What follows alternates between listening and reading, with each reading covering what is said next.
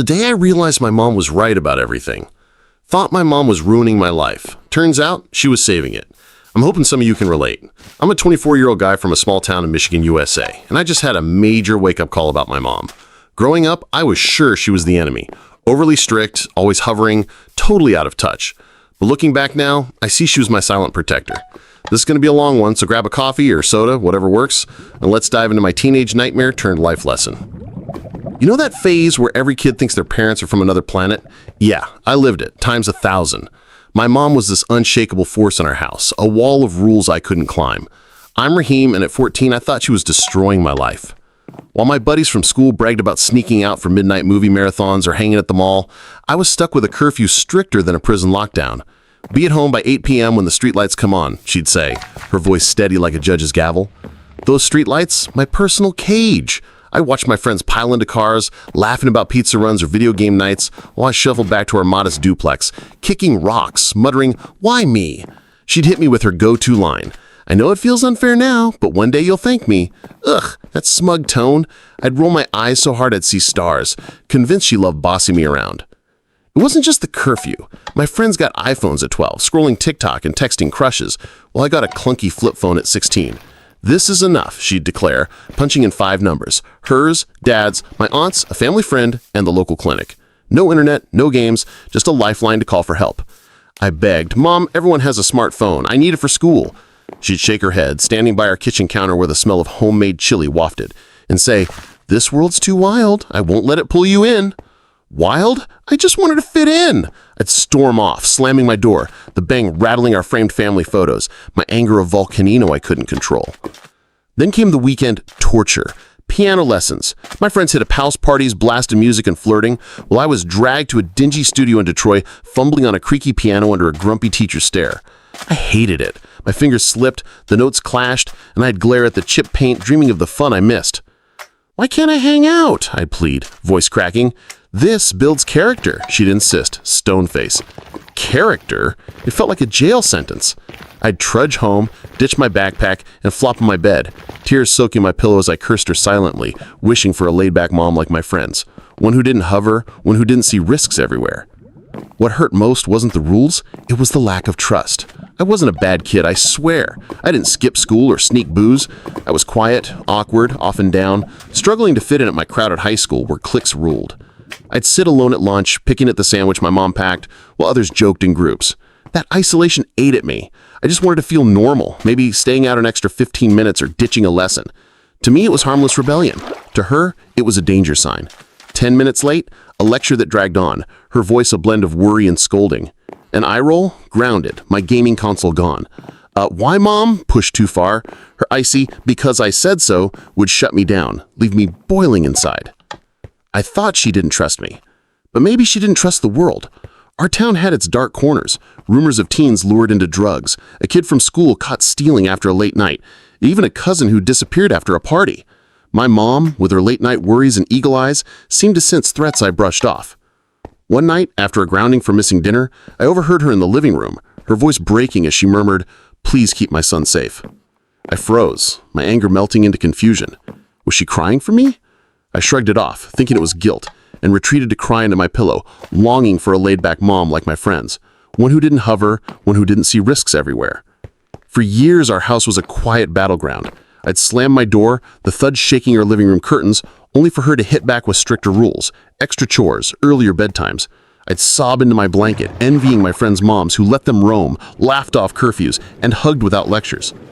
One Christmas, as they flaunted new Jordans and shared gifts, I sat in my worn-out sneakers, resenting her thriftiness. "Why can't we be like them?" I'd whine. "Because we planned for the future," she'd say. Her resolution a wall I couldn't breach. I felt trapped, my rebellion a whisper against her fortress, my heart heavy with a fight I couldn't win. But now I see a different picture. Those rules, that distrust, weren't about control, they were love. Life taught me the hard way. A friend who stayed out late got jumped, his face bloodied and spirits shattered. Another got hooked on vaping after those parties. And me? I was safe, wrapped in her boundaries, shielded from a world I didn't see yet. That hit me like a truth buried under years of resentment. The streetlights I cursed, the piano I loathed, the flip phone I mocked, they were her way of keeping me grounded. I didn't see it until life threw me a curve. After years of door-slamming wars with my mom, I hit 17 and thought I'd outsmart her. Her curfews, that ancient flip phone, and those dreaded piano lessons had me plotting my escape. My friends, let's call them Jake and Tyler, were my inspiration. They'd sneak out for late-night arcade runs or hangouts at the park, bragging about dodging their parents' rules. I was still the odd one out, stuck with my 8 p.m. deadline, but I was done. One Friday I begged, "Mom, just this once, let me stay out till 10 with Jake and Tyler. They're good guys." She narrowed her eyes, her voice firm. "Listen, I've seen where late nights lead. You're staying home." I rolled my eyes, muttering, "You never trust me," and stormed off. That night I overheard her on the phone with my aunt whispering, "I'm scared for him. He's pulling away." I brushed it off, thinking she was paranoid, and hatched a plan to sneak out anyway. The next week, I waited until she was asleep, grabbed my jacket, and slipped out the back door. The cool Michigan air hit me, and for the first time, I felt free. Jake and Tyler picked me up, and we headed to an abandoned lot near the outskirts, rumored to be a chill spot for older kids. I was nervous but excited, texting them on my flip phone. Yeah, I borrowed a friend's charger trick. My mom's warnings faded as we laughed, sharing sodas and swapping stories under the stars. Around 9:30 p.m., things shifted. A group of older teens rolled up, guys we didn't know with loud voices and sketchy vibes. They offered us beers, and Jake, always the risk taker, took one. I hesitated, my stomach twisting, but Tyler nudged me. "Come on, live a little." I caved, sipping the bitter taste, feeling both rebellious and sick. Then it escalated. One guy got aggressive, demanding money, his friends circling us. Jake tried to laugh it off, but it turned ugly. Punches flew, and I froze as Tyler got shoved to the ground. My heart pounded. This wasn't the fun I'd imagined. I fumbled for my phone, but it slipped, useless without signal. The leader grabbed my collar, his breath reeking of alcohol, and I thought, this is it. Suddenly, headlights blinded us. A car screeched to a stop. It was my mom. How? I later learned she'd woken up, noticed my empty bed, and tracked my flip phone's basic GPS, a feature I didn't know it had. She leapt out, yelling, "Let him go!" Her voice shook, but her presence was a force. The guys scattered, and she pulled me into the car, her hands trembling as she hugged me. I was shaking, tears streaming, the adrenaline crashing into guilt. She didn't yell, just held me, whispering, "I knew this would happen." That night back home, I saw the fear in her eyes, the same fear I'd overheard weeks ago.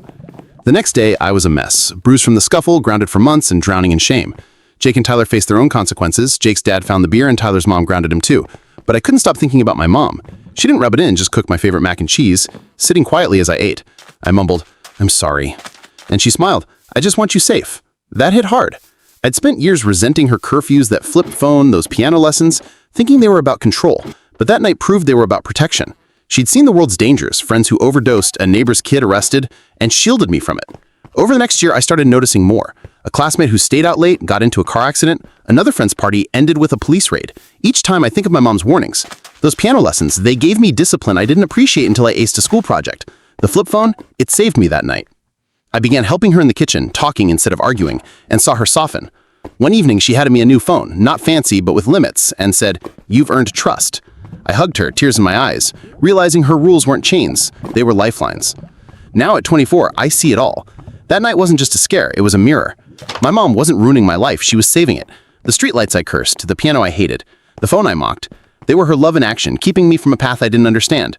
Life threw curveballs, friends' struggles, my own close call, and her foresight shone through. I'm not perfect, I still mess up, but I whisper, "Thanks, Mom," every day, a gratitude I wish I'd shown sooner. She's my guardian angel, and I'll never take that for granted. After that chaotic night at 17 when my mom swooped in like a superhero, things changed. I was grounded for months, my flip phone confiscated, and piano lessons doubled as punishment. But something shifted inside me.